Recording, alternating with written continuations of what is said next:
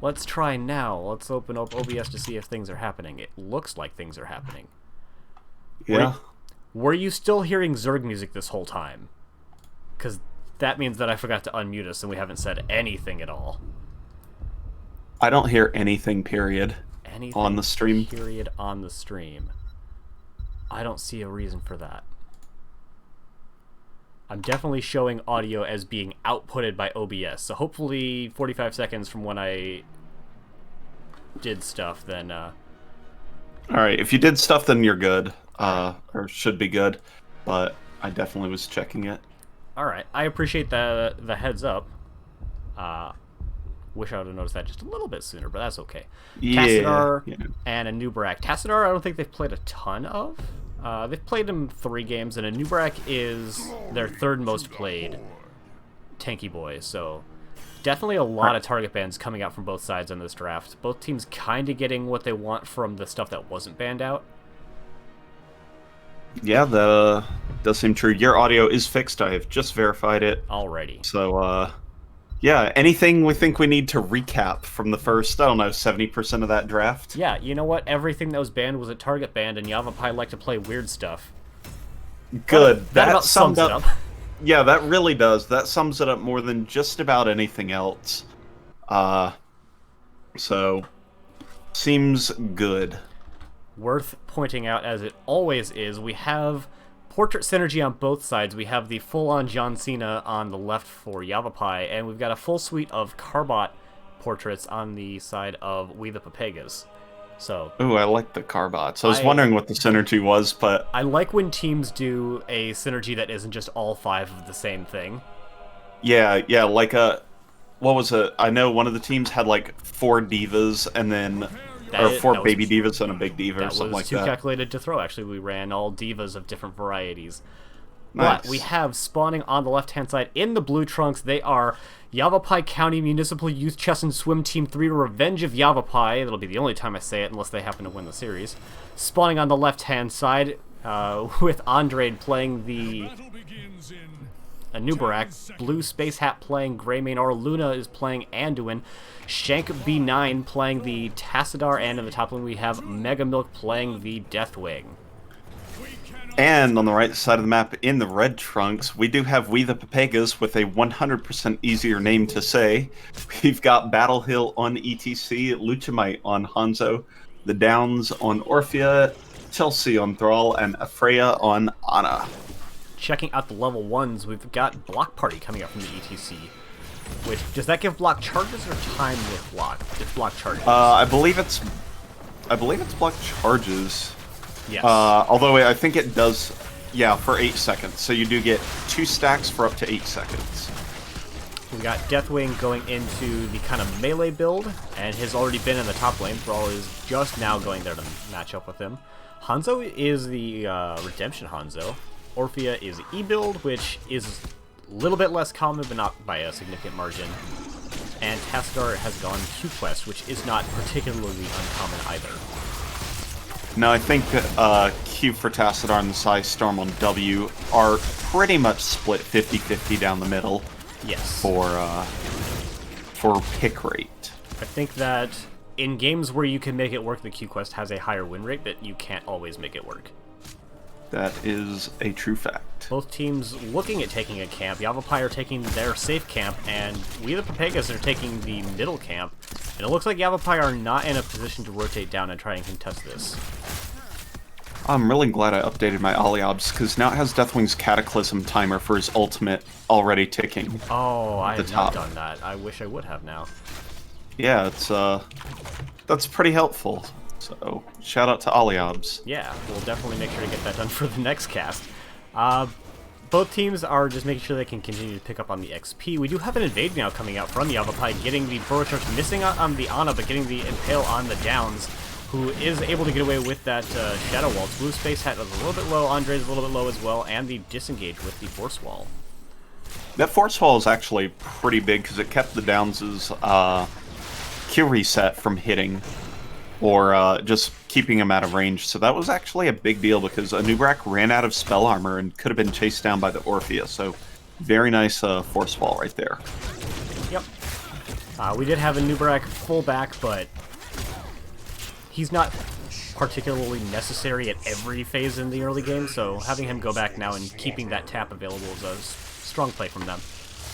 Level 4s are now in for both teams, and things that are worth noting. Backbiter coming out from the Orphans, so making sure to get that dash back on not only the Qs, but also her Ws, and we got a pause.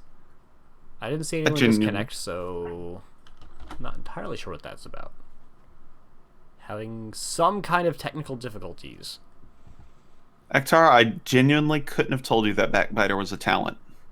Yeah, it makes it so you dash back when you chomp, and it also gives you passive max health, I think. 15% health, yeah. Interesting. I need to play some more Orphea. Shout out to both of the auras in NGS, those being Luna and also Windrunner. The family names. Yeah. The house names, as they are. So, yeah, I don't see anything too wild coming out from any of the other players. We do have Plasma Shield for the Tassadar, not the, Is there Q Talon on 4?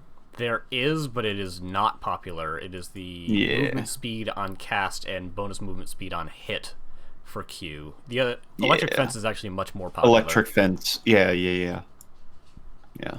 So we do have this Bruiser camp being taken in the top right-hand side there, which is being timed out really well, actually. They'll be able to secure this and get it pushing in the top lane about the time the objective comes up. And it looks like maybe there was a DC. We see Oraluna back in the base fully, and we've got the R's from both sides. I will count it down, and you'll hit the button. Sound good? Sound great. Perfect. I didn't 100% know that you were a referee, so being able to get that done is very convenient. Yep, we have inbuilt that team synergy that allows us to execute such advanced maneuvers like that. Yes. So. Oh man, I want to play some Diablo-Tronic games again now. Oh please, sounds wonderful. Bruiser really camp as mentioned coming for the side of Yavapai. There is that Bruiser camp, but it'll take some time for it to get value, and they're already 20 Shrine Monkeys down. Yeah. But pushing Andre out really hard. That's what I was going to mention, is that it did cost them a lot of time going in. Not quite enough damage with the Hanzo and Ana alone to get there quite in time. So they'll have to play aggressive if they want to go in. ETC gets stunned out a little bit and slides in, so he's in a bit of a dangerous spot right now, as he's going to have to back out. He did have the Shimada privilege available to get him out of that bad situation, but it's still only 4 more Shrine Monkeys to go. This looks like is almost certainly going to go over in favor of Yavapai County. And there it is. Make sure you pick up those globes. Well done, Blue Space Hat. Everyone else deciding that they did not need either health or mana. And I tend to disagree with that assessment in a lot of cases. Getting a nice engage out here onto Thrall, and that is going to be a very dead Thrall. Good CC combo coming out. Does mean that this Punisher is going to get basically nothing done, but getting that Thrall kill is probably worth even more, because now they're not going to be able to be stuck in the top lane for quite a while. Yeah, that they decided to surprise Thrall by getting the rotation upwards into the mid lane, but it did cost them any kind of advantage the Punisher brought. They did grab a bottom tower in the mid lane, and probably the top tower too. Yes, it does. So that's about what a Punisher would do, so I think they plussed. Good job. I think they did even more than that, because Mega Milk was in the top lane and Thrall was not able to match that. And going into this objective, if I'm not mistaken, they were a bit behind in XP. Now they're just a bit ahead. Yep, but regardless, it is going to be very close for both teams getting to 10. What'll help Pepega's chances, of course, is getting that pick onto Nubrak in the bottom lane, but Orphea traded out for full stacks of Growing Nightmare. Worth? Oh, no, that's wrong, not on the other team. Wrong team. Also the wrong quest as well. The one that takes a long time is the level 7 one. The Growing Nightmare is just hit 3 people with one cast. Which, admittedly, it's a good quest and can sometimes take a long time to get finished, so it's going to be really good for them going forward, but... Yeah, it's pretty good. For sure. It's pretty good. For sure. Pretty good, Crip. Pretty good. We do have the 7s now in for both sides. We have Q on 7 from the Tassadar, which is a good talent. You just have to play nice and safe and back behind your tanks, which can be maybe a bit harder with the Anubarak because he's such a divey boy. But having the Deathwing is a pretty good anchor position as well. Yep, that it does take a little bit of finesse to play that positioning game because Tassadar has such a self-rooting aspect to him. Yeah. So can be a little bit punishing if done improperly. I didn't actually realize that the Backbiter only works if you hit an enemy hero that attaches you back, which is nice that you don't have to do it every time if you're just clearing minions. Yeah, that would be obnoxious. It also creates the counterplay opportunities for being able to kind of dodge it and then have an Orphea out of position, so full talent. We do have the 10s coming in just now for WeThePepegas, and will be in shortly for Yavapai. We have the Mosh Pit, Nano Boost, Dragon's Arrow, Nut Strike, and the Crushing Jaws. And the Earthquake picked up at the end. Crushing Jaws getting used there, finding no one.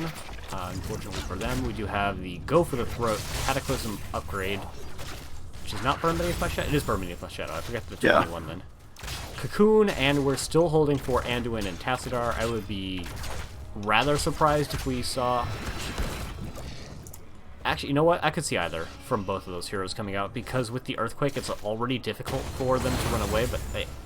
I was going to say there'd be a reason for them to take Black Hole, but they do still go for the Archon, feeling that they have enough aggression to nullify the damage from the Earthquake, and we do have Sanctification coming in for Anduin, so a lot of defensive capabilities for them. Is it Sanctification or the Sanctification we have at home? Holy Word Salvation, you're right. Yeah. Big Deathwing landing onto that Orphan, followed up by the Anubarak, is going to find a very quick kill from the side of Yavapai. Megamilk is using the Cataclysm, but is probably going to die for it. Should definitely die for it. Chelsea is low as well, getting chased up by the Archon. No. And there's...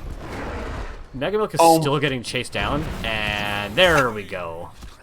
That will be ETC finally chasing down the Deathwing kill, but that's a really long trickle death coming up from the Deathwing, unfortunately. Andre getting a nice stun onto ETC, and Blue Space Hat is in there with the Go for the Throat, gonna find that kill.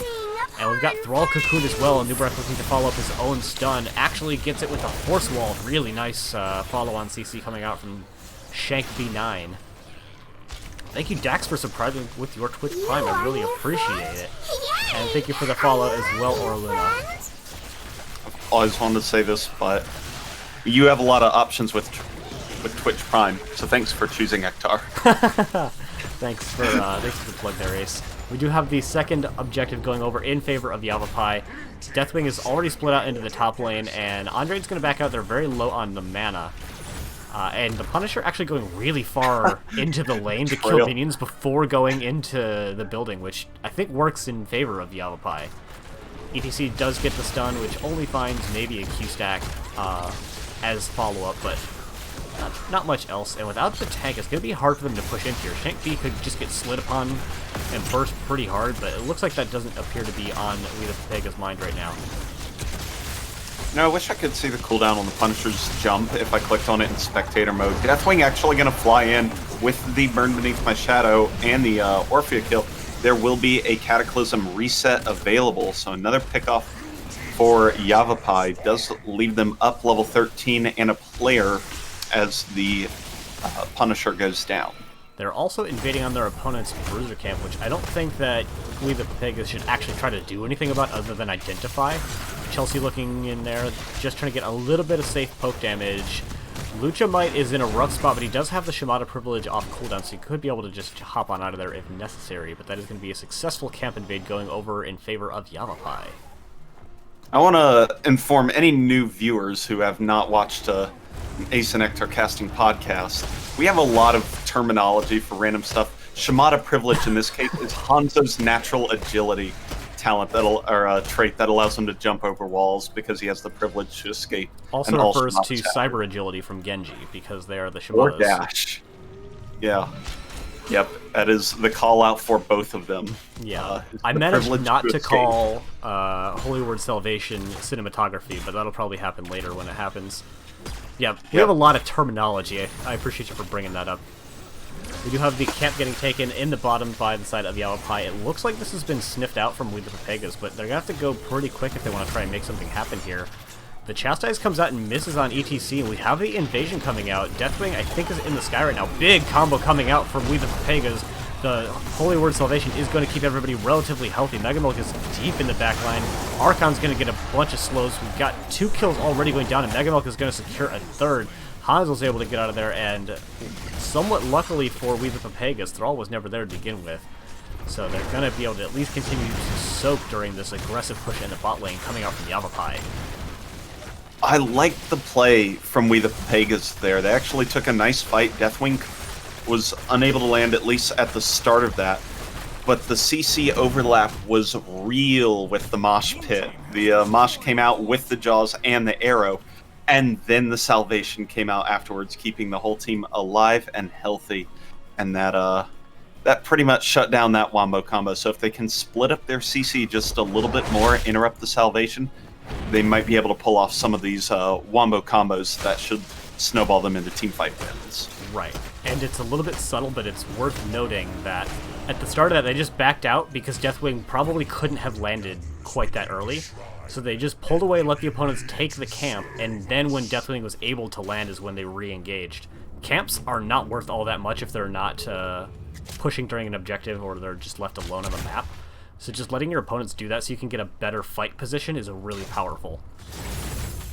Yep, definitely agreed with that. I think even, like, as I reflect on my own play, I think that we sometimes over-prioritize just fighting on camps for the sake of, you will not take this camp from me. Yeah, you don't ever want to give your opponents a camp, but right. Relative value, camps aren't that important. Although this one in the top lane could get some really serious value over time because it's being left alone. ETC is in there, doesn't have the mosh pit available, and is going to have to run away. He gets brought down below half hit points before he can even start to disengage. It looks like Luchamite is actually caught with the cocoon. Shabata privilege has already been used. Megamilk goes in with the Cataclysm. ETC is low, but is able to slide on out. Luchamite's able to walk away as well. Probably. Andre gets in pretty deep, but the Ana healing is enough to keep everyone. Oh my gosh, that was 13 hit points on Luchamite. But able to survive. They're going to be able to soak 16, but probably not in time to re-engage on this objective. We've got, is that Kydarian Amulet? Is that actually what they called it? Executor's Will coming out from Shank B, which is not a talent that you see very often, but I think it's really interesting pickup here. Yeah, that's a pretty big momentum-based just cooldown and spell power ult, so you're able to pump out a bunch of damage if you can keep it going. So neat talent there. Yeah, and every time you land a Q, you keep it going. ETC does get jumped upon, but there's not quite a follow-up CC there to catch him out.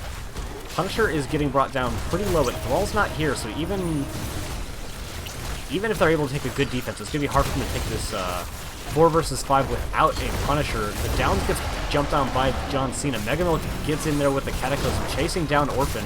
Is not quite going to find it. The Crushing Jaws comes out as a disengage, doesn't actually land on someone, but it prevents the follow-up damage from landing any further, and that's a reasonably successful defense coming out from the side of WeThePepegas. Yeah, for the fact that they were down 16 when they fought on the Shrine, and then had to retreat, defended 4v5, soak 16, and then defended without losing a hero in any of that, I give that a thumbs up. Big thumbs up. Because that could have easily ended the game or resulted in 2 keeps plus. For sure. And 16, I think, is a really big talent for the side of WeThePepegas because they've been getting bursted out in these team fights, but Ana picked up the active reload, which can give you 4 Qs in rapid succession, which is a lot of potential burst prevention. With all of the stuns that are available from that Anubarak, along with the Smelling Salt on 13, Ana is a much more capable of keeping someone alive through that burst than just 1 level ago. Yeah, that is fantastically true. Look for Battle Hill to be able to play a bit more aggressively while not being chunked quite as hard. So, big talent pickup there. But on the side of big talents, 20 is not out of reach for Yavapai. before this next Punisher spawns in the top lane. So if they can get there, it's going to be another tough fight for We the Pepegas. Yeah, I think maybe the call for We the Pepegas is try to take a team fight. In fact, with them going in on this this front wall, maybe they can try and make something happen here. Battle Hill is really in there, looking for that juicy mosh pit. Isn't going to find anything. We do have the level 16 Q quest getting completed by Chelsea just now, and Yavapai are not looking to take a team fight, and this is definitely playing to their win condition of level 20. Yep, they want the level 20. They push down the wall in the lane that the Punisher is going to be in, so if they're able to win it, there is no wall for the Pepegas to force a jump over and kind of burn it down a little more safely. So, again, all of that working in the favor of Yavapai if they're able to pick up 20 and win the next objective. And the person that they have the farthest out on the map and soaking is the Deathwing, which there's no way for WeThePepegas to stop. There are a couple of ways in the game, like with the Tassadar Force Wall and such, but Orphan is actually jumping onto him pretty decently, but does miss the Q reset, so only gets him down to about 25% hit point damage. Yep, and now that level 20s have picked up, we do have Rewind for Nubrak. Varian's Legacy, fantastic pickup to go with the level 1 and 4 synergy. Destroyer's Rampage on Deathwing. I think that's the cooldown. Yeah. That is, it's cooldown. It's cooldown reduction on abilities when you land a destroyer. Yeah, and Hunter Blunderbuss for the splash, and Twilight Archon because that ability is amazing. One thing that I hadn't mentioned yet, and I can't show right now because Deathwing's in the air. This is the only one of the climate change effects that actually does affect Deathwing. So he will come down with a shield, which you can see. Actually, he won't come down with a shield. Apparently, it grows on him over time. He's actually really deep in there trying to find a kill into a Freyr. It gets down pretty low, actually. He's going to have to Cataclysm on out, but Greymane is able to find the kill out onto Hanzo, and he's looking for another one. He's slow coming out to try and disengage, but not saving Orphan as well. It's a very successful 2-for-0 kill going over in favor of Yavapai. Yeah, the Anduin for Yavapai was cut off and could have been slid upon. ETC was looking for it, but the damage just wasn't quite there to be able to kind of make that surprise kill happen. So with Deathwing landing on the back line, what are you going to do? He is unstoppable all the time, and yeah, just picks up the kills on the back line and takes the objective. So there's a couple of plays that I like a lot for both teams. Originally, I like that WeThePepegas went to just soak and push bottom lane out so that they have a little bit of safety, but Yavapai made the counter play of just pushing down top keep. The objective's not even here yet, and top keep has already gone down. We do have the Executive's Will getting popped once again by Shank B, trying to make sure they can keep that full auto attack stack available. But the Punisher is already on keep, and that is going to be the stun coming out onto Chelsea. Not going to find the follow-up from Andrade, but already lunchtime is down to about half HP. Sorry, that is not their name. The Hanzo gets brought down. Megamo's doing a lot of damage to the back line. The Downs is getting the Nano Boost, trying to get some damage out there, but they're going to go down as well, and that is going to be game number 1 going over in favor of Yavapai. Luchamite. Call them lunchtime. I feel bad. Fair enough, fair enough. It does happen. The Rock Party to end the game, interrupted by the Cocoon. Always fun and memes to be had. Can't even let a cow rock in peace. Nope. Checking out the summary screen, we've got actually a little bit lower damage numbers than I would have expected.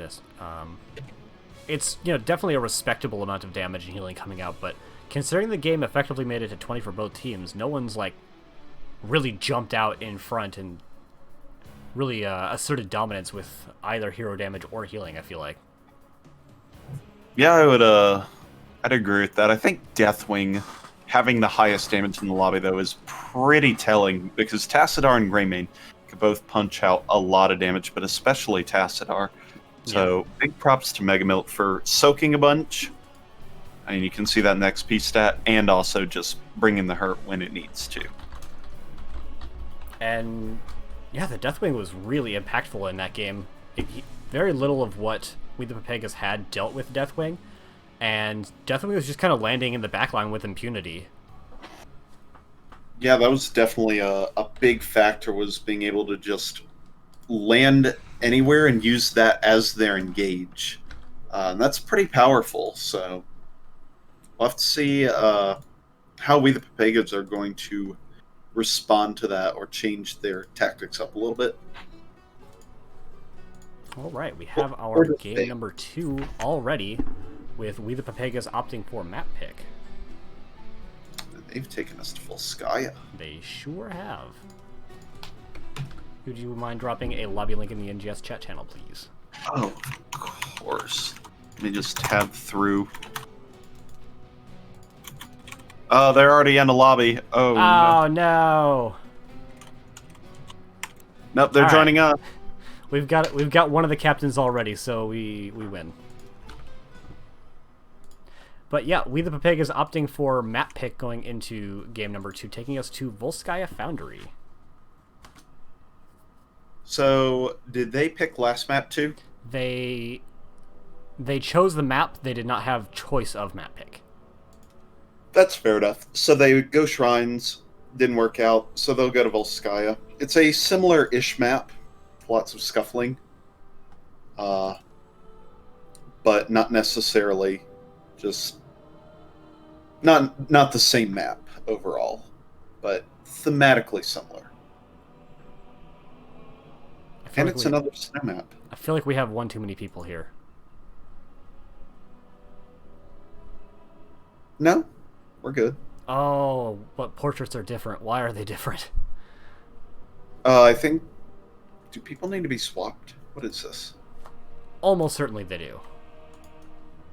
Oh, gosh. Alright. Let's get the Carbots on one side. Blue Space Hat and Battle Hill. I knew Battle Hill needed to be swapped. I didn't know with whom. Yeah. Because Blue Space Hat blended into the other team with his Carbot portrait. I see. They have opted to change their portrait synergy mid-match. Well done. Nicely flexed. Well done indeed. So while we are between series, because this is a double round robin division, these teams have played twice in the past, and because I know you didn't have the time to do it, I'm gonna have the opportunity to ask you, Ace, what do you think the results were of the 2 times that these teams have played each other? I feel like this is a trick question, but at the same time, I'm gonna go 4-1 total in favor of Yavapai, but that's just kind of an observation based on one game. Yeah, you're actually not far off. It's actually 4-0 in favor of Yavapai. 4-0. The Pepegas have not yet taken a map off of Yavapai, and they've got at least 2 more maps to try. And I would really like to see the series go at least past a 3rd game, because as a reminder, it's best of 5, so minimum is 3 games, max is 5. We're a fan of Game 3 here. We are normally a fan of Game 3 here, but this is the semifinals. So we get that for free. We're big fans of Game 4 and sometimes Game 5, but sometimes casting 5 games is it's a bit of a long day. Although, you know what? It was nearly 100 degrees earlier. It's only about 82 now, so with the sun coming down and the temperature starting to lower, I could maybe stand to be in this room for a few more hours. That seems completely reasonable. So, yep, but we are just about to get ready. Yeah, we still need a minute for someone from the side of Yavapai. We do have in the chat Cho'Gall Murky Game 2 hype, as well as several rounds of Ban Alex and Alex OP. So I don't know that we're going to be able to see very much Alexstrasza this series, which is a little bit sad. I love Alexstrasza. Yeah, she's a good hero. The only problem with her really is, hello, place your circles on our circles here. We're trying to heal. That was fascinatingly quick of a disconnect. Yeah, it was. I didn't even get a message that had happened, and so we were just about to get into game number 2. I hit the start button, and we had an immediate disconnect, so it started playing the intro sound of all of the mech like joints shifting around, and then immediate disconnect. We didn't even get the Yeah. Volskaya announcing the name of the map. Yeah, that was interesting. Can we recreate that more? Just get some more robo-mech sounds? You know, you could probably data mine the sounds if you're good enough at that kind of thing. I'll just ask that guy on Reddit that always does it. Is it Spazzo? Is his name on Reddit? I don't Reddit, you know that. I know you don't. I'm generically gesturing at the chat. Ah, the royal you. The royal you, yes. The royal you of chat. I think it's Spazzo. He does all the data mining. He's like, people are like, why does X ability do Y in edge case? And he just goes into his wizarding book of whatever that allows him to data mine the entire game, and then be like, oh, it's coded wrong. And then Blizzard goes, oh, so we did, thanks. Is that the same guy that does the patch notes for things that weren't listed in patch notes? I believe so. Undocumented changes, that's the term that they use. Yeah. Big fan of that guy, even though I had no idea who they were. Because I remember when Tracer got the biggest stealth ban of all time by decreasing her attack speed by like an eighth of a second per attack. Or was it a 16th of a second? It was like frame tier. Yeah, his name's Faso. Yes, thank you, Royal You. Specifically NyQuil Fiend. Alright, we've got the really, really for real this time coming from WeThePepegas, we got the ready coming out from Yavapai, who clearly had a little bit of a copy-paste action going down. Thank you for the follow. I didn't get to see who that was. I think it was Dax, if it was just a minute. It was like a while ago. It was just then. Just now, I do have a couple of absolutely nothings that got redeemed, which is probably what some of those notifications are. But my phone doesn't like to tell me those things. Anywho, we do find ourselves, as stated, going into Volskaya Foundry for game number 2, as chosen by the losers of game number 1. WeThePepegas on the right, with Yavapai County, etc. on the left, banning first. Oh, where is it? I'm trying to find the moderator thing or whatever, the activity feed. There it is on Twitch. Yeah, just open the moderator view. Yeah. Yep. Dax Hots followed 20 minutes ago. Arluna followed 40 minutes ago. DMOZ Kata followed an hour ago. And Mr. Downchild13 followed 3 seconds ago. So thank you everyone for all of your recent follows and for redeeming your absolutely nothings as well. And Big Stuffed Pepper. Ooh. At the same time, literally like the same exact time in the queue. Frame perfect following. It's I don't speedrun anything at all, but I like to watch a lot of speedrunning. So I just like being able to throw in the term frame perfect in regular conversations. So we have the Malfurion ban continuing to be banned out. It's the Joe ban as well. We do have the Respect Deathwing ban coming out, and I think that's pretty worth it. Do you think we get double dragon bans? We do. Yes. I agree. Now, the real question is, do we get the triple dragon bans when Chromie goes down in the mid ban phase? I doubt it. That's meme tier banning, and I respect that to an unhealthy degree. I would tend to agree with that, but I don't think we're going to see an Alexstrasza at all this series, and that makes me sad. And you know why specifically? You don't, and I'll tell you, because Bloodlust E-Build Dragon is a thing that they have run. Alright, okay. I was like, that does sound like a good build post 20. And they got to 20, and they won. Yeah, once you get to 20, you have a healer, DPS, and tank all in one hero. So right now, we have WeThePepegas doing the ultimate flex of drafting your opponent's previous team. They can't get it fully because Deathwing is banned out, but they did take away both the Tassadar and the Anduin. Yep. But for the side of Yavapai, they do have Zul, Raynor, and Arthas picked up, so that I would imagine with their strange tank pool that Arthas has been played a decent amount. Arthas has been played in both the tank and the bruiser role, so this is... Because of the Zul, it's likely a tank Arthas. and not a tank Zool, but yeah, they've run Arthas quite a fair bit. Delta Sniper, that's a fascinating fact you just put in the chat. If you Void Prison right as the weather starts, no one in the Void Prison will get the effects of the weather for the entire time. Wow. Once again, frame perfect. We've got the Kael'thas band coming out, which is a little bit generic. They don't run a ton of Kael'thas compared to some of the other heroes, but he's just good on Volskaya. He puts out that chonky area damage that's really good on the point, and also he's got great map clear, so never unhappy to see a Kael'thas ban at this point in the draft. Yep, I mean, that's something that Yavapai would be looking for. They do have a ranged auto, a bruiser, Inzul, question mark. Another bruiser, question mark, in Arthas. Yeah, they've got some drafting stuff available, so you know, Kael'thas would just round out that composition fairly well. So yeah, good man. Sylvan Garrosh are the pickups for WeThePepegas. Now I'm wondering if Deathwing is in the air when snow starts, will he get snowed upon? Meteorologically, yes, unless he flies really, really high. I mean, you don't know how high Deathwing flies. We get the third dragon, oh my gosh. We did it. They should have banned it. I knew it. They should have banned the dragon. I can't believe I'm saying that. But we had the Sylv and Garrosh come out, which I had not mentioned previously.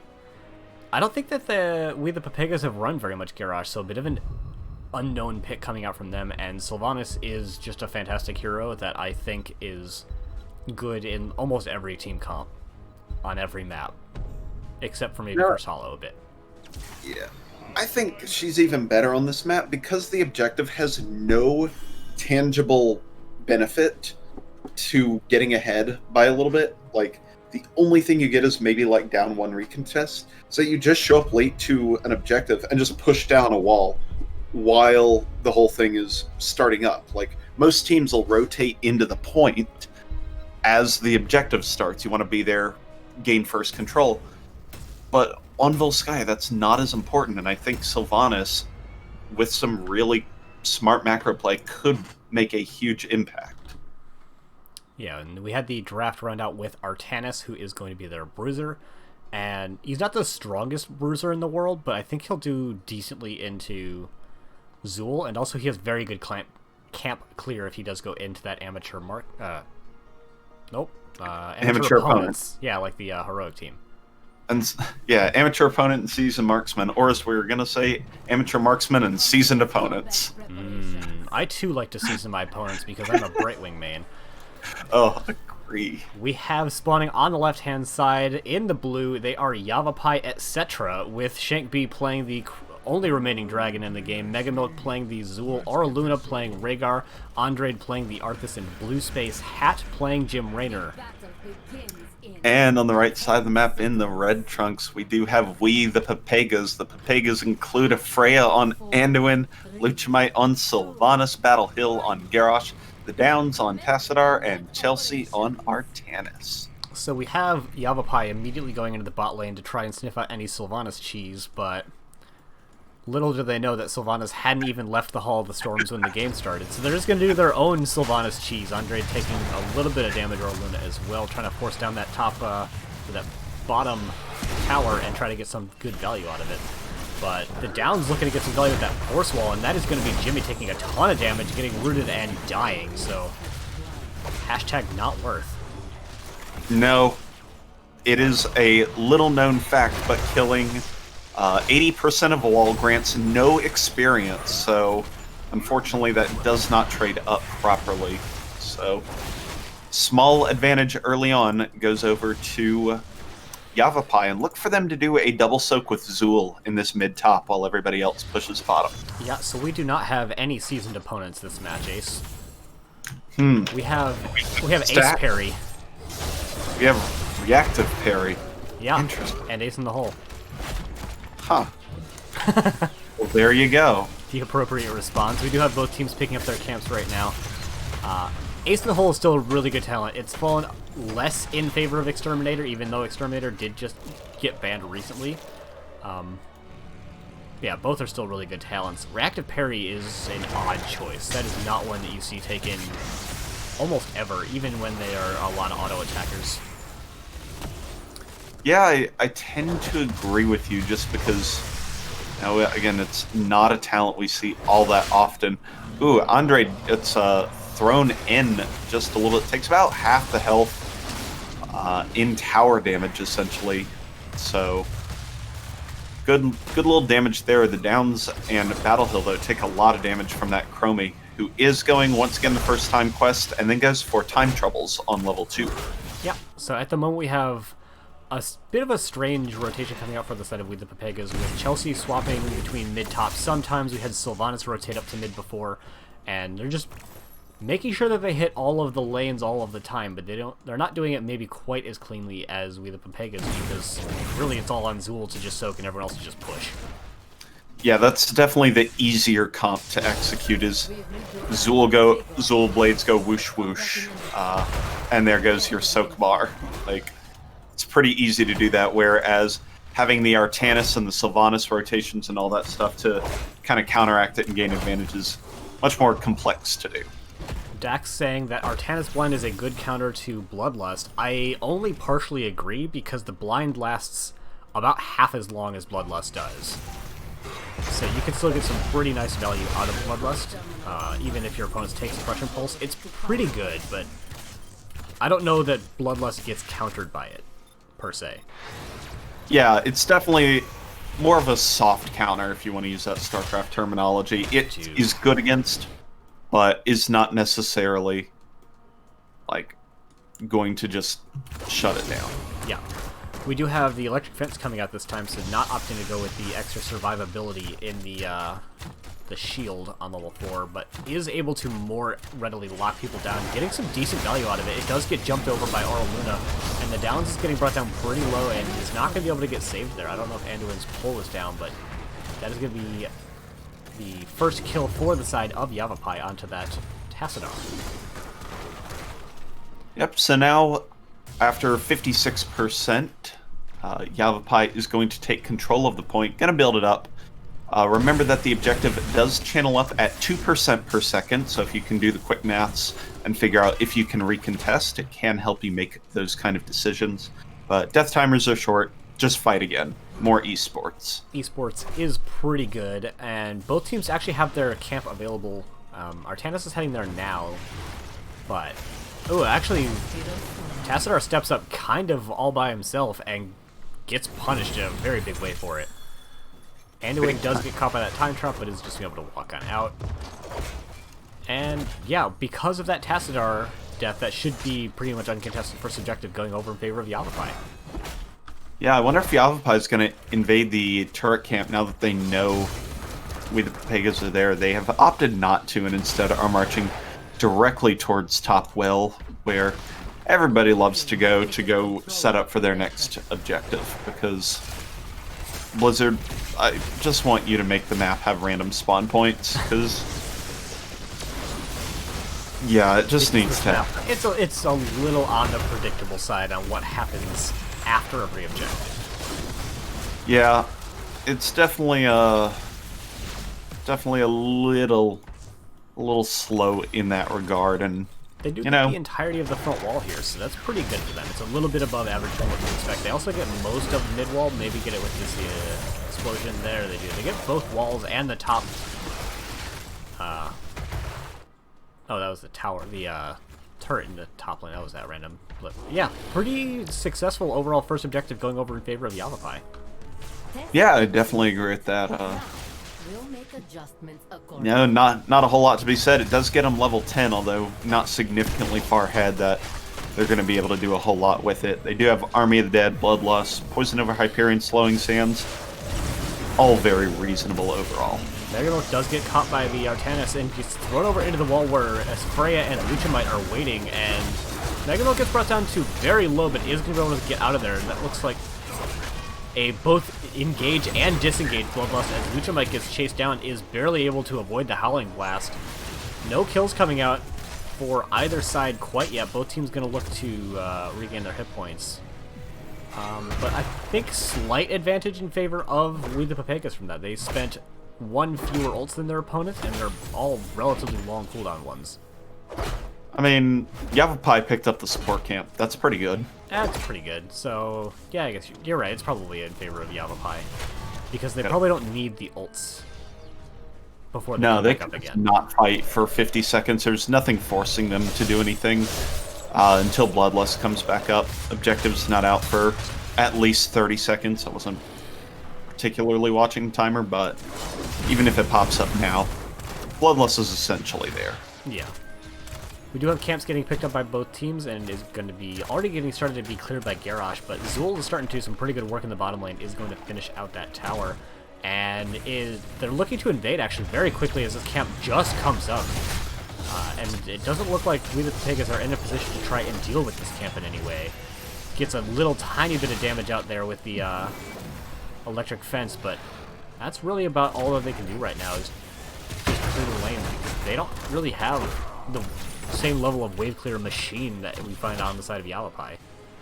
Mostly Tassadar is good, but Zool is like the only S tier wave clear in this game. Zool's wave clear is so obnoxious, it's incredibly powerful. As a rotation comes up onto the 4 in the top lane, looks like the target is going to be Luchamite most. Nice pull from a Freya to keep him alive along with the Holy Word Salvation.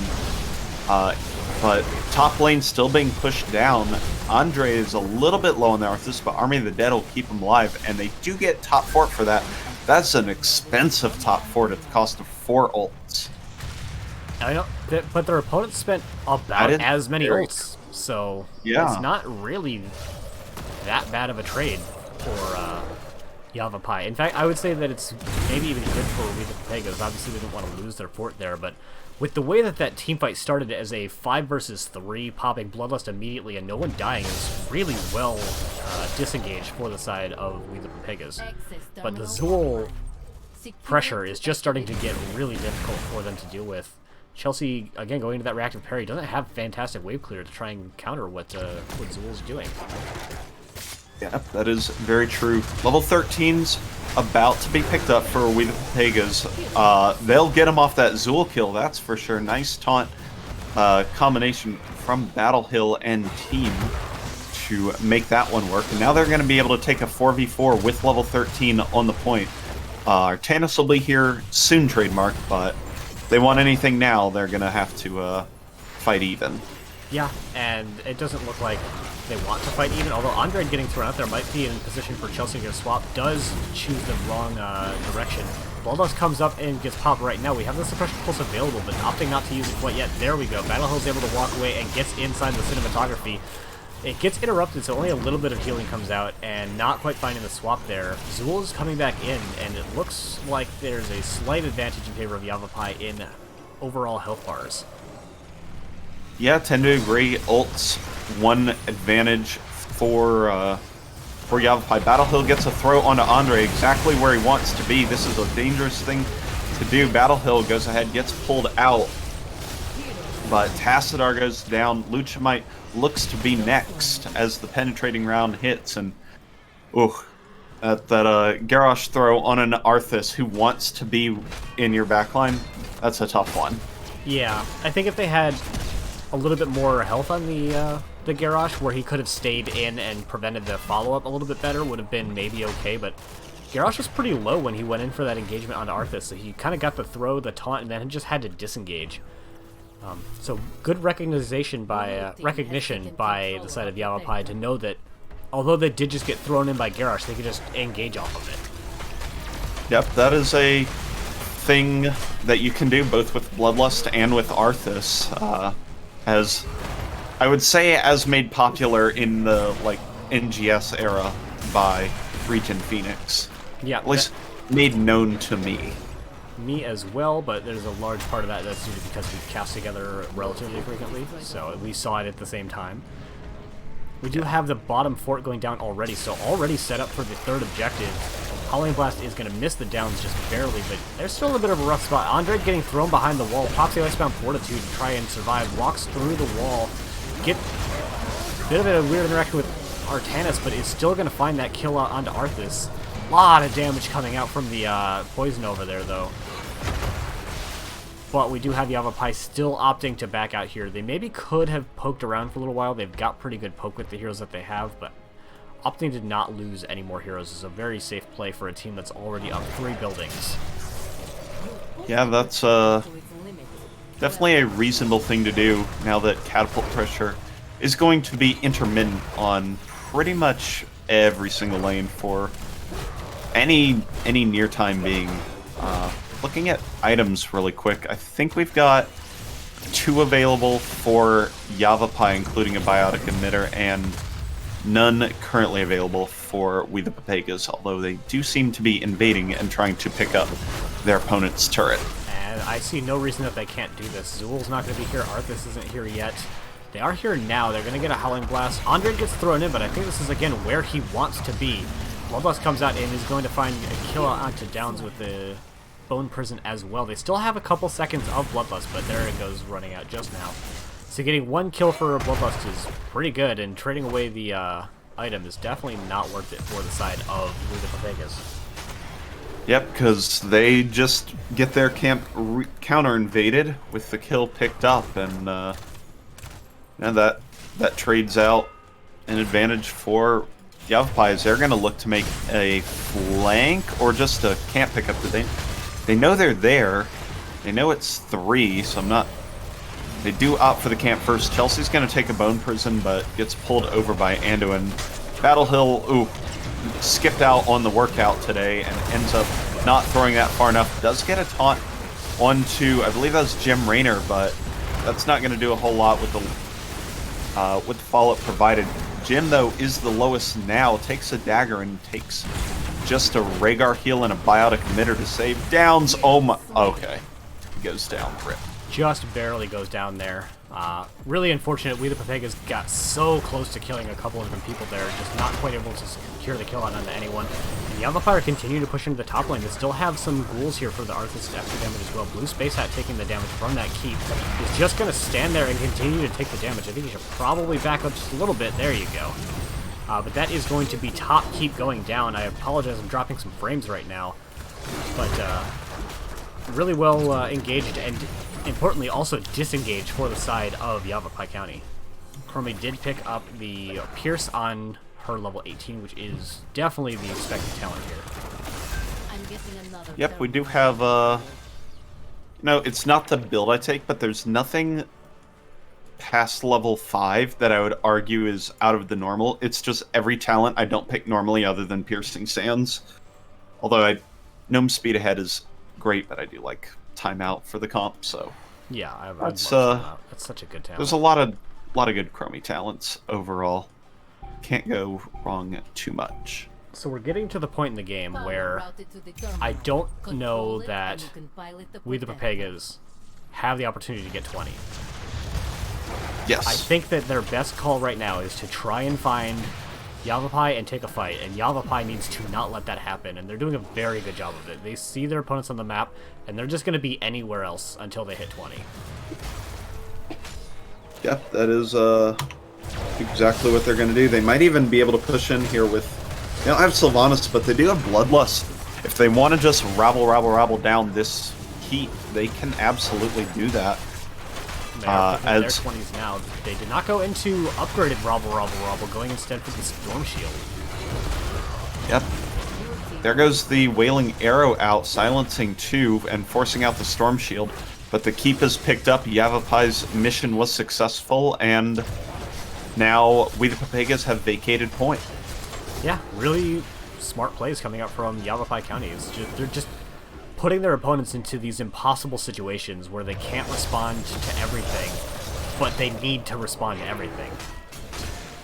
Yep, it is a game of just running them around and gaining wins all over the map, and unfortunately for WeThePepegas, it's just costing them buildings and Triglovs, and could end up being the game if they are not able to make a good defense coming up. Yeah, and the third objective is really strong. It's hard to defend against the third objective on this map, especially with this much damage already being put through into that bot lane. We do have Battle Hill getting a taunt combo out onto Arthas, but Arthas is still able to walk away for the most part. Blue Space Heck gets brought down very low, is able to pop the E and stay alive. Tons of damage coming up from that Poison Nova as well. They stay a while. The cinematography came out as well to try and do some of that healing, but Chelsea and Lucha might barely able to walk away from the healing with the Freya. But that is going to be 2-0 going over in favor of Yavapai, and Rhaegar abandons the bottom point. They just want to rabble on top of the core instead. And I find myself not in a position to disagree with that call. Yeah, I mean, they won that fight without a healer, which is kind of ridiculous. Just able to keep everybody alive. Zul scythes the core at an actually unreal speed. And with Jim Raynor's action and everybody else punching away, Yavapai County has found their way up 2-0. Really well played by them. Having seen game number 1 and game number 2, I'm a little surprised that WeThePepegas opted to go to Volskaya, because it plays out relatively similarly to Infernal Shrines, and, well, we saw how game number 1 went, and game number 2 went kind of the same way that game number 1 went. Yeah, I tend to agree. They just kind of got behind a little bit and then went and got their, got put into those, as you mentioned, unwinnable positions where you just have to take the fewest of 2 losses. And unfortunately, it just didn't work out for them. So hopefully they've got a plan for game number 3, wherever it may be, and or else the series might be wrapping up in 3. Well, I can tell you already we have a little bit of a difference, as they are opting for first pick this time and not map pick. Okay. Okay, I can see that. So we just have to see where Yavapai decides to take the team, the 2 teams, and see what to do from there.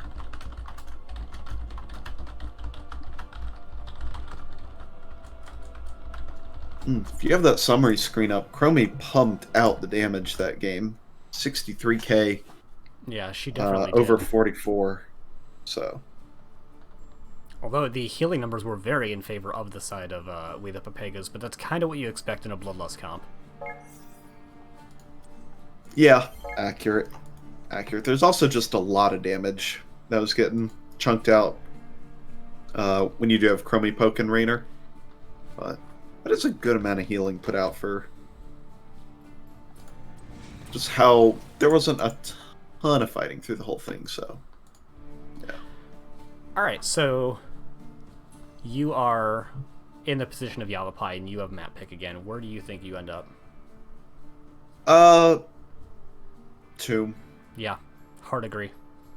Tomb or Towers? Towers is banned. Tomb. I have no further comments. Yep. Look at that. We are in fact going to Tomb of the Spider Queen. Ektar shot. Not at all.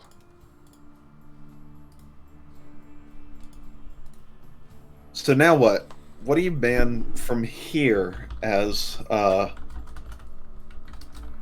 WeThePepegas? If you want to stick with the Deathwing ban, you're giving up Azul. Well, no, they have first pick now, so they can pick up the Azul.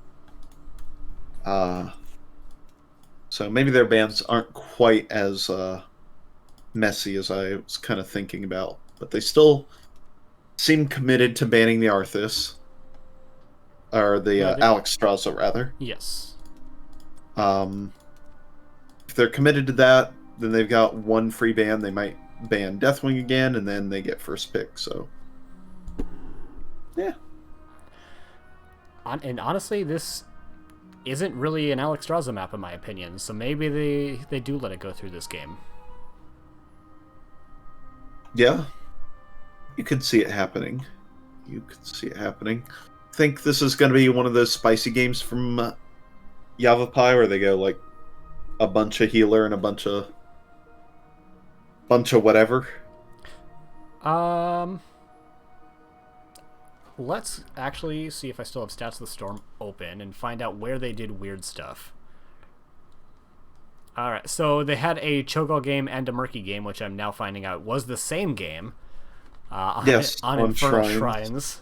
against the same team. Not the same kind of a map, but if you're up 2-0 in that convincing of a fashion, maybe it is time to bring a little bit of spice, style on your opponents a little bit if you're feeling that confident. Yeah, I could see that. They have run Illidan twice on this map. They have run Raynor twice and Jaina thrice. And it's either Zul'jin or Raynor 100% of the time, at least this season. So Delta Sniper in the chat says, just need to pick something to counter the Deathwing like Naz, who is also great on this map. I'm interested in that statement because I don't feel like Naz counters Deathwing particularly, and I would love to hear your reasoning. The only thing I can think is like incremental poke, good versus Deathwing, because excuse me, because of no healing. And post 20, yeah, it'll just like spiders eat dragon. Obviously, makes lots of sense. That part makes sense. The part that makes the most sense to me is zombie walls are terrain are not pathable, yeah. so you can actually CC the Deathwing. Yeah, but see that. Maybe. Now that I'm thinking couldn't about see it, that. maybe. Especially if you go like Q build, because Deathwing's a relatively easy target to hit with spiders, so you can get a lot of spiders onto him and also block him off with the zombies. So, yeah, maybe I can see that. Who knows? Alright, are you ready, Ace? I am ready. Excellent. Gonna drop the old caster R in the chat, let them know that we're good to go. Find out if they're good to go. Hopefully chat is good to go as well. From Delta Sniper, Naz, Zombie Wall, and Spider Build. Hey! Nice. It's We almost like I speculated. know what I'm talking about with that hero. That's awesome. Right click, view profile, roster. Ah! Level 50. Yeah. Seems reasonable.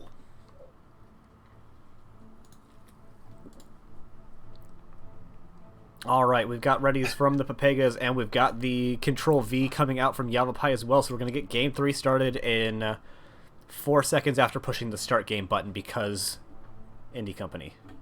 3, 2, 1, 4, 3, 2, 1. Exactly. That's how that really goes. So...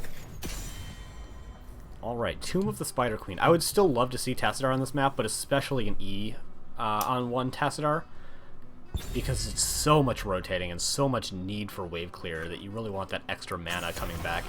We have the Zul getting banned out, which is no big surprise. It was a big issue in that previous game. They do have first pick, though, so it does indicate that they definitely don't want anything to do with Zul, They have only even on won their own Zul team. one time. I don't know about the level of success that they found with it, but only having played it one time means that maybe they're not feeling confident going into it in their possible elimination match. Fair enough. Well, this is definitely an elimination match, or elimination game. If by that I mean there is a team up for elimination. That is true. We continue to see the Alexstrasza getting banned out. Yeah, I'd really love to see WeThePepegas start to pull something together, work towards that reverse sweep that would get them into the finals of the playoffs. The same bans coming out for Yavapai, just in a different order this time. And going in for the Greymane first pick. That might be a preemptive Deathwing. Like, hey, you don't get to take this easily against us. Also the Greymane most played also hero does by a lot, actually. So that starts with some comfort, so that's good.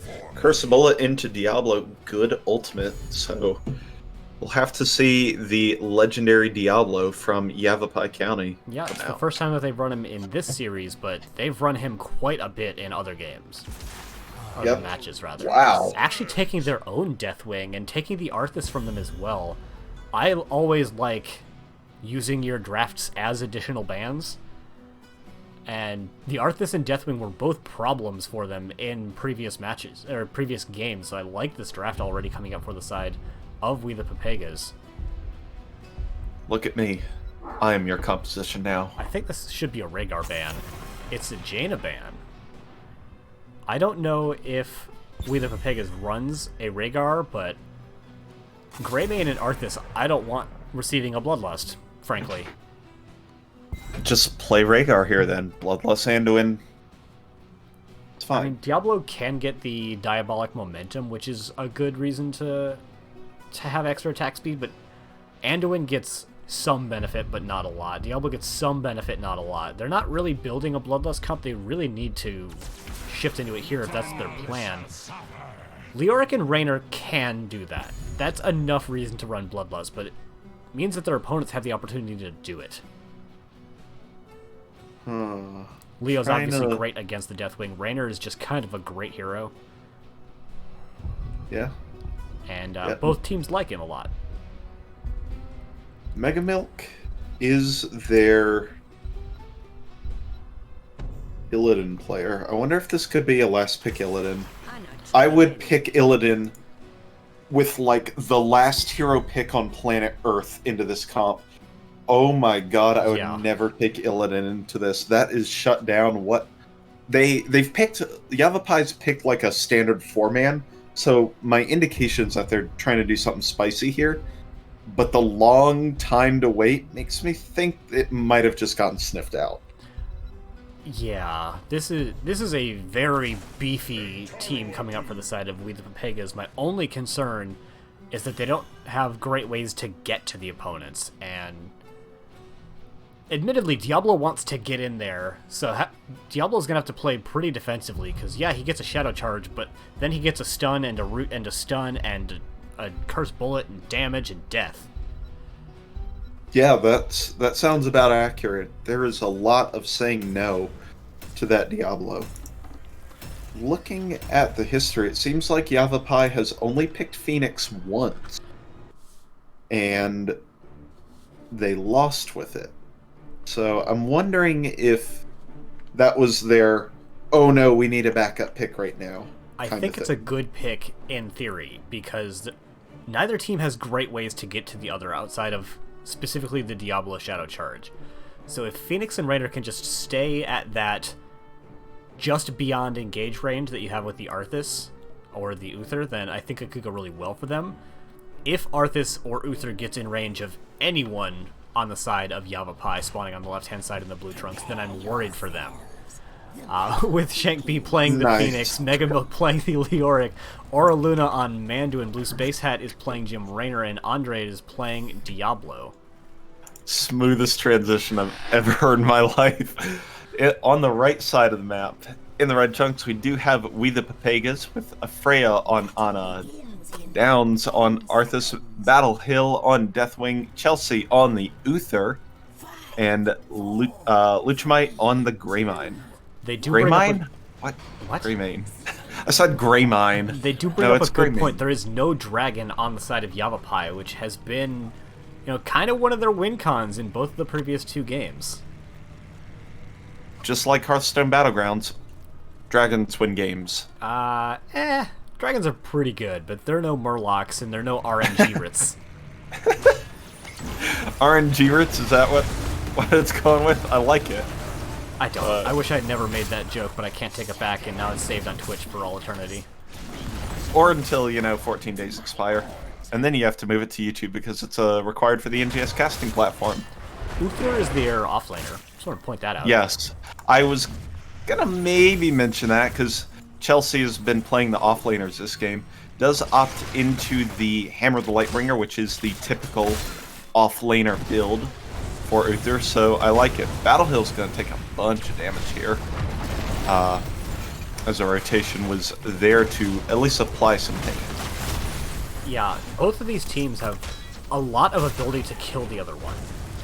It is really going to be on who can take the better engages first to actually see who gets the damage done here. This is the first map where it is not a snow map as well, instead being the stealth fog for everyone but Deathwing. Aliabs, please update to move that icon out of the direct top center of the map. So in the way. Battle Hill, just barely not with enough Molten Flame to get the full mini-wave kill there, is able to get it just now. And is able to walk out and get the gems. I was worried that Yavapai might prevent him from doing that, at least not without paying hit points for it, but opting instead to just get the faster rotation onto the top lane. Yavapai, or WeThePepegas does not have a lot of wave clear compared to Yavapai. They've got Deathwing, which takes an entire breath bar to remove, and Greymane has Cocktail, and that's it, and is mainly being used for camp. So they are struggling a little bit in the wave clear department, I would say. But they're not struggling a lot. That is They're not true, and it's killing the okay waves to fast. struggle. The mid and top are so close together. They're picking up almost all of the XP anyway. Yeah, that is true. Again, you can't do everything perfectly in a comp, and having a little bit of struggle in some areas is not necessarily a bad thing. Yeah. We do have a bit of a hybrid build coming out from the Ana there going, oop, Arthas gets thrown in and is able to walk on out of there. Perfectly healthy at half hit points. But yeah, Ana going into going to E on 1 and W on 4. So again, a little bit of a hybrid build. Normally you see the E build most of the time. W build still comes up every once in a while, but I very rarely see anything else. The EU build, even though I have no, it does not reflect my opinions upon the build. Hard agree. Leo doesn't have very good wave clear, so actually getting some damage in on this bot and allowing Uther to go full back. So that camp got some decent value. Wrong overlay. Well, we'll see if that gets updated. We're in draft. Oh man, I thought I had hit it during the transition screen. Arthas takes quite a bit of damage. I think that they had just finished their turn-in, so not really dropping many gems. We do have Blue Space Hat disconnecting a little bit. It says that they've left the game. They've got the name over the thing, but I don't think that they actually changed that anymore. No, now it's back to Raynor. So he's definitely having some connect in and out kind of issues. We do have a sufficient number of gems to turn in on the side of Yavapai. Only 2 gems additional for the side of WeThePepegas, which they'll get very soon, as they're going to pick it up in this mid lane or in the bot lane. Sorry, lag, he's restarting the computer. Alright, so we're going to have a couple of minutes to kill here, Ace. Oh boy, I love having several minutes to kill during intermissions. We just have such a wonderful time. I mean, at least it's likely that he's going to come back this time. Yes, unlike the last playoffs that we casted. But that's okay. So, let's see, we do... What do we have? Is there anything of particular note around the map right now? On the map, no, but we didn't mention Arsenal Synergy coming out from Phoenix, followed by Target Acquired, which I think is a lesser used build. I don't think you go Arsenal Synergy most of the time these days, but I'm not a Phoenix player. I think you do, but only if you're like practiced to do the W swap bug in quotes. The basically attack speed interaction of swapping the cannon around. Yes. Yeah, I'm not a huge fan of that feature. No, I think he's like balanced around it right now, and honestly just needs to be removed. And honestly, I don't know. I don't like Phoenix as a hero. I don't like his design all that much, but it do be like that. I like Phoenix I don't like his character. ability design. Yeah, I like him as a character. I don't like his the way they build him in Heroes, and that's a rare thing because I usually like the way they do stuff in Heroes, but I don't know. I don't like him just being an auto attack with this like burr beam thing. So. I don't know. I don't like the attack mode shift very much. Just because without talents, I don't think it promotes very good gameplay. His Q, I think, is kind of fine, and I think Warp is a really well-designed ability, actually. Yes, and agree. My doggo is angry. I'm sorry if you can hear it. Definitely can. All right. And I think his heroics are actually pretty fine. Meme Beam is what it says on the tin, but you can get some really good value or some really good clips out of it. And the Purification Salvo is just a fine amount of damage. I like Purification Salvo because it does have inbuilt synergy that requires skill to use, where you use a plasma cutter to slow. I like that he's built around slows. I don't know. He's one of the heroes that doesn't click with me all that well with his playstyle. You know what I don't like about Phoenix in particular? His shield. Yeah. I think having to balance around him having effectively half of his health pool able to come back quickly over time is not great, especially when we have like quick match. Because there's just times where you get a team that cannot deal with a Phoenix. And that feels real bad. I tend to agree. Also, in his deficit shattering throw. True, but you don't see that very often these days. No, although it is regaining more popularity as teams look to counter Johanna. That is true. Alright, so we do have Blue Space Hat indicating that they are back, and we're just going to wait for the captains to indicate that every one of their teams are back. Because you know what? Sometimes if a DC is going to be going for a little while, it's a good time to go get some water. Got the ready coming out for the side of WeThePepegas, ready from Yavapai as well. So Ace, want to count us down again? You count, I press. That is the opposite of the way we did it last time.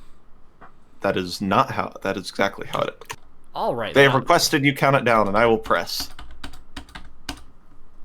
You know what? That motion felt familiar, so you are totally right. That's because it was. Muscle memory is way more active than my actual than brain memory. True facts. That's why speedrunners can't actually replicate tricks sometimes. You just have to not think about it. Exactly. Great. We do have the additional wave clear power coming out from the Deathwing now that they pick up that level 4. Now pick up the level 7s as well, so slight XP advantage going over in favor of WeThePepegas, but with that turn-in for Yavapai is likely not going to remain that way. And Uther finishing out quest. Yep, that's an important quest for him to finish, as it does give him significantly improved teamfight potential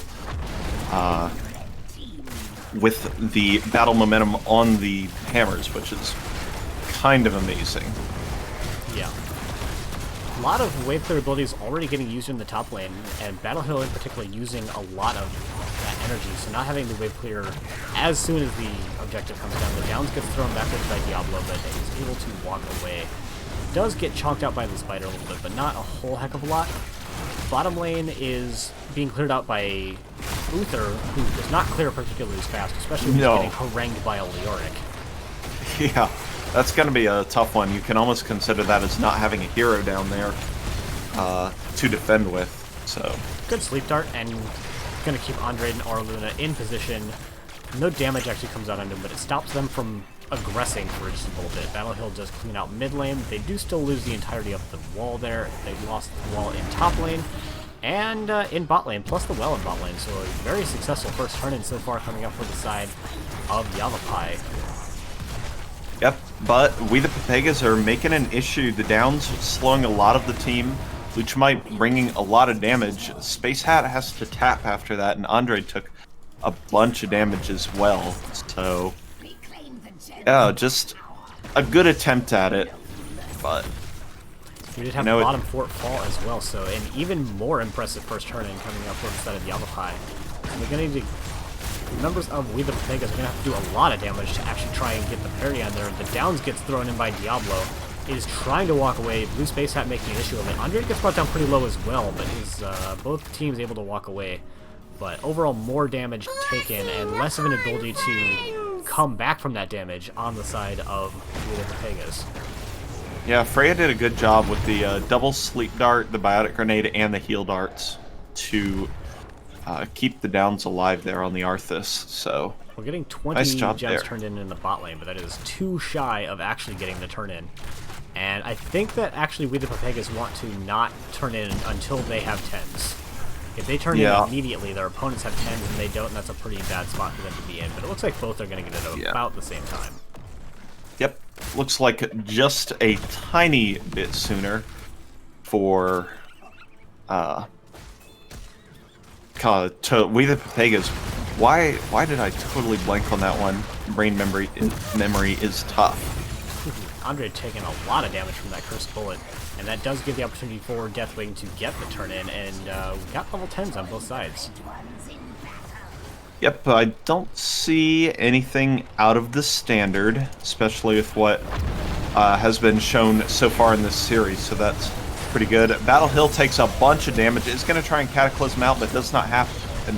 A 3-man Entomb is going to secure at least 1 kill, if not a second. Nano went onto the Uther to give him extra healing and extra hammers, but it was not enough, and 3 kills go over to Yavapai County as they can just freely defend these spiders now. Yeah, as the fog clears, it is clear that the battle went very in favor of Yavapai there.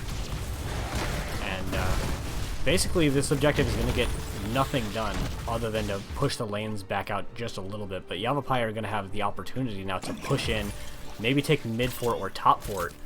They're not even rotating down, they just want to get damage into the mid, and I think that's a very smart call coming from them.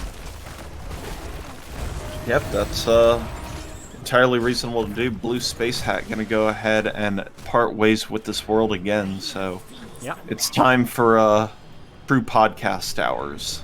It sure is, and if anyone's unfamiliar, they changed the AI so that if you have a disconnect, the hero just runs away until they think that they're in a safe spot, and then they hearth. But it looks like we have Blue Space Hat rejoining, so not even getting a pause this time around. Wanted to make sure they have pauses available for the series going forward.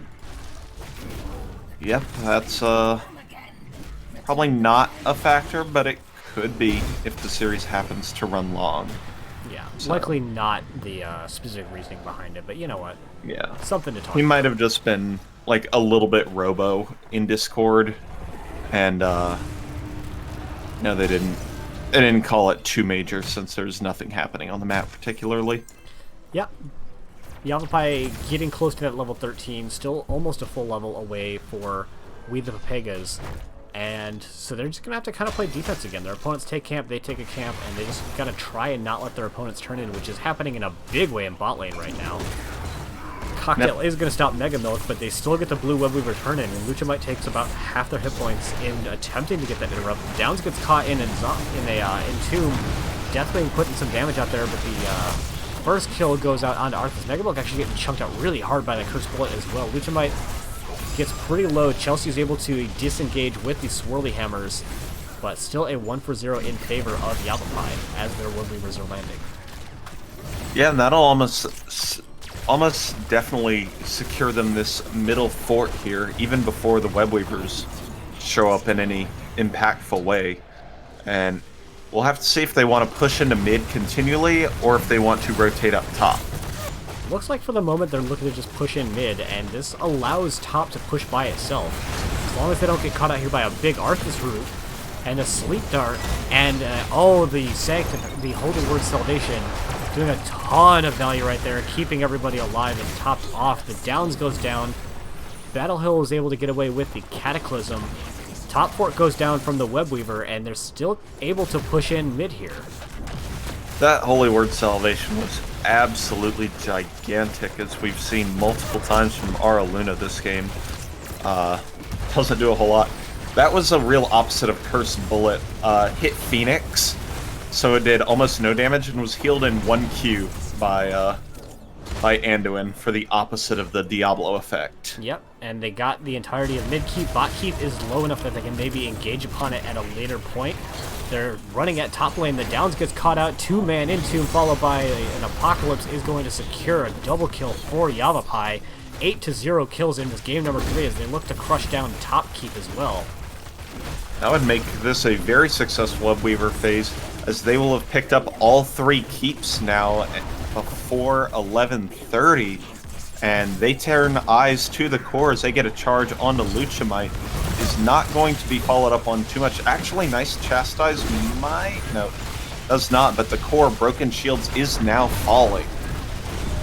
Numbers of Yavapai are kind of low. I don't know that they can end unless they find a kill first, but they got 27% and haven't lost a hero yet, so still not a bad position for them to be in afterwards.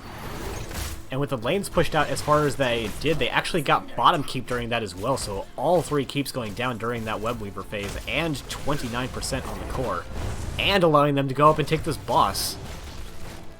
There are few wrong decisions. The only one is inting on core and then wiping, but Inting on this boss is would not also that. be a decision that they could make, but it looks like... I think it's been sniffed out, and I think that they need to try and fight it. Yeah, even if they don't get it in time, health bars are not amazing here for Yavapai. Battle Hill does not make it there in time, but Andre takes an absolute crap ton of damage. Counter kill on Battle Hill does occur. Stun for a month is the downs. He's going to be taken out.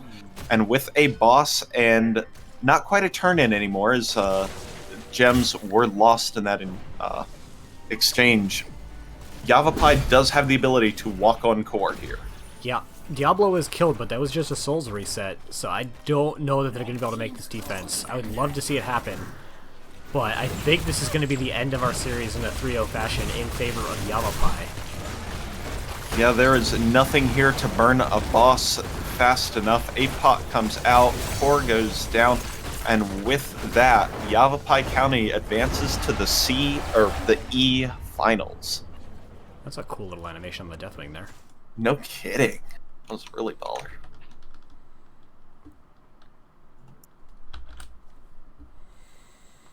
Alrighty, we find ourselves once again at the summary screen. And man, our Luna really chunking out a lot of healing compared to the Ana in that game. Almost doubling the total healing done. Yeah, that Hero damage was won by Greymane, but not enough to offset the healing disparity there. Also, the wave clear coming out from Leoric and Phoenix barely met. Deathwing barely caught up to Phoenix in damage, but then there's still that extra 100,000 in favor of Yavapai, so really pushing their wave clear advantages. yeah, that's there's not a lot more to say. That was a pretty clean 3-0 for Yavapai County, and we'll see if we can get let's Andre in for some questions. Or interrogation, whichever one you prefer. I do like an interrogation. Alright, we've got the yes. Andre asking if this was best of 3 or best of 5 about a half an hour ago. Probably the answer to that is pretty obvious at this point. Best of 7. Yeah. Let's get in for another We're one. going to hop in up to lobby number 2. Like a plan. Yeah. Congratulations on your 3-0 victory, Andre. Thanks, man. How's the team feeling right now? We're feeling good. We beat them twice in the regular season, and so we felt pretty good coming in. It was just more of a let's just do what we know works, and let's hopefully get to the finals. Well, you definitely did just that, and it looks to me like both teams did quite a bit of homework, mostly reflected in the hero bans in all 3 games. Can you speak to that at all? So the last time that we played them, Alex Straza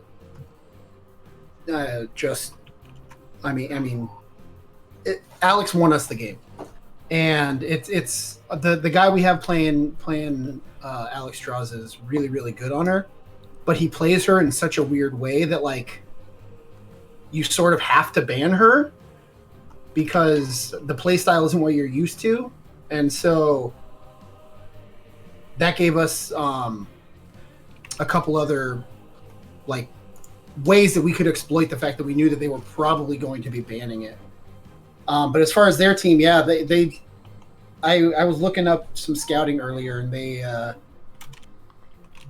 they're pretty solid on Malfurion, so we decided to get rid of it. I noticed in my scouting beforehand, you're the only team I've seen never to run ETC. What's up with the cow hate? Yeah, it's not so much cow hate as it is. We have comp styles that don't really need him. We have a couple strats that we rotate around that can utilize other tanks. So and also like we sort of look at it like we ban Johanna, and that sort of we can almost a lot of the time it kind of forces them, not forces, but they're way more inclined to pick ETC, so we can kind of mold our team comp around the fact that we know what one of their picks most likely will be, at least in the game one. So just no hate, just we have other strategies that we use. That is fascinating to me because I've never felt forced into picking an ETC. It's always cool. We got an ETC. So I'm a little sad now that I haven't seen any of your matches before because I'd like to pick apart how that's been working for you guys. Yeah, well, it's much less we're gonna force them to pick ETC and more like, hey, if we leave ETC open, they're gonna be like, oh, cool, they gave us ETC. Why not just pick him up because he's strong? All right, that's fair. It's the mind games, man. There was one game where we first picked Murky because we knew if we first pick Murky, they've got that in the back of their mind their entire time drafting, and it leaves open a Cho'Gall. You know, both Ace and I noticed that you played a Murky Cho'Gall game, and we were really hoping you're going to do something weird in this series.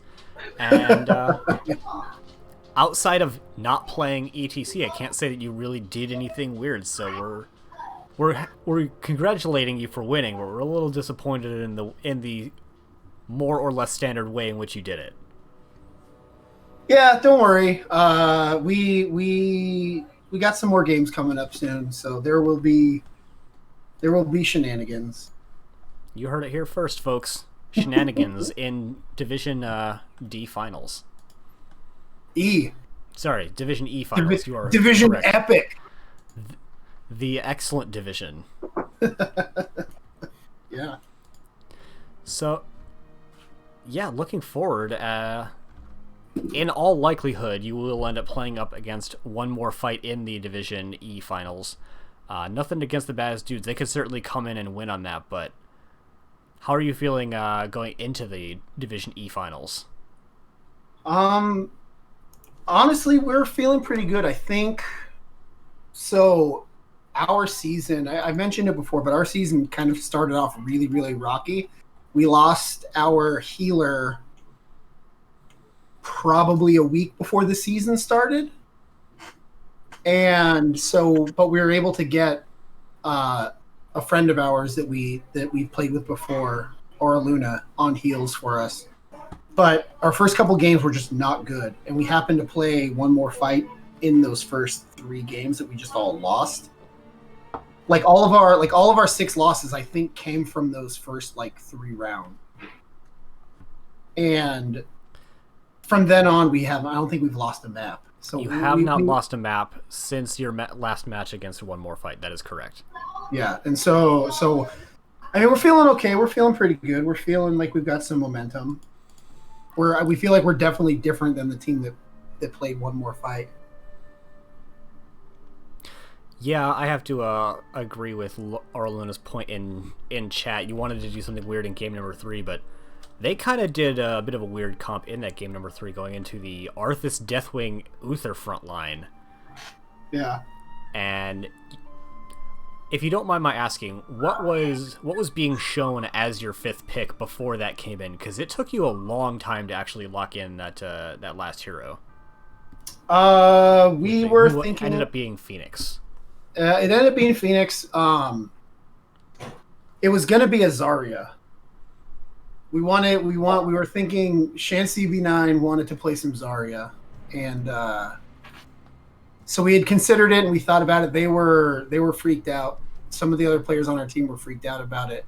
Didn't think it would be a good pick for Zarya. So he was just like, all right, whatever, I'll play Phoenix because his Phoenix is also pretty solid. Alrighty.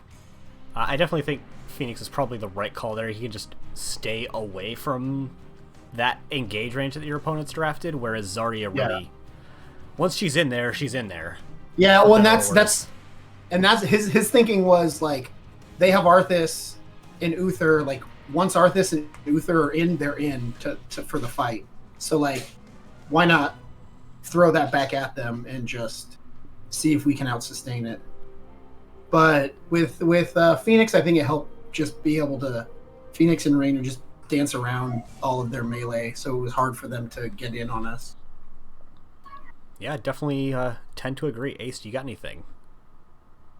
No, not particularly. I think I'm good here. All right.